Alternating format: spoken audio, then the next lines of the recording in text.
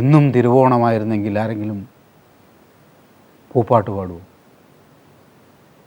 കുംഭവെയിൽ കഴിയണം, മീനത്തിൻ്റെ ചൂട് കഴിയണം, മേടത്തിൻ്റെ വരൾച്ചയും മിഥുനത്തിൻ്റെയും കർക്കിടത്തിൻ്റെയും വറുതിയും വേവലാതിയും കഴിഞ്ഞെങ്കിലേ ഒരു ശ്രാവണം, ഒരു ചിങ്ങം നമുക്ക് കിട്ടുള്ളൂ.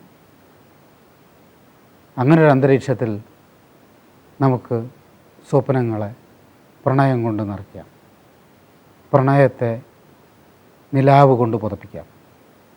വയലാർ അങ്ങനൊരു പ്രണയഭാജനത്തെ വിളിച്ചത് ചക്രവർത്തിനി നിനക്കു ഞാൻ എൻ്റെ ശില്പഗോപുരം തുറന്നു,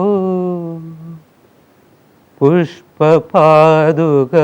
പുറത്തു വയ്ക്കു നീ, നഗ്നപാതയായകത്തു വരൂ ചക്രവർത്തിനി. അവൾ ഒരുങ്ങാണ് വരാൻ, അവളെ സ്വീകരിക്കാൻ. സാലഭഞ്ജികകൾ കൈകളിൽ കുസുമത്താലമേന്തി വരവേൽക്കും, പഞ്ചലോഹമണിമന്ദിരങ്ങളിൽ മൺവിളക്കുകൾ പൂക്കും, ദേവസുന്ദരികൾ നിന്നയൻ പ്രണയദാഹമോടെ നടമാടും, ചൈത്രപത്മദള മണ്ഡപങ്ങളിൽ രുദ്രവീണകൾ പാടും, താനേ പാടും ചക്രവർത്തിനി.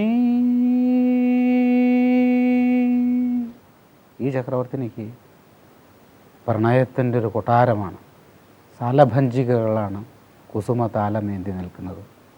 വെണ്ണക്കല്ലിലുണ്ടാക്കിയ സ്ത്രീ ശില്പങ്ങൾ, അപ്സരസ്സുകളുടെ.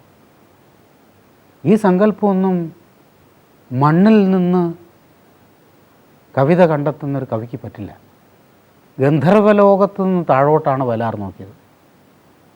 അപ്പോൾ കാണുന്ന ഭൂമിയിലൂടെ ഉറുമ്പുകളെപ്പോലെ കാണുന്ന മനുഷ്യരെ അദ്ദേഹം പ്രണയത്തിലേക്ക് കൊണ്ടുവന്നിട്ടൊന്നേ ഉള്ളൂ.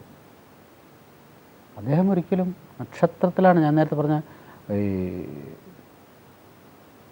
നിലാവിലിൻ്റെ ഉത്തരീയം പൊതിച്ച് മഴവില്ലിൻ്റെ ഊഞ്ഞാൽക്കട്ടിലിരുന്ന് സന്ധ്യാമേഘങ്ങളെ മുറുക്കിത്തുപ്പി എഴുതിയ പാട്ടുകളാണ്.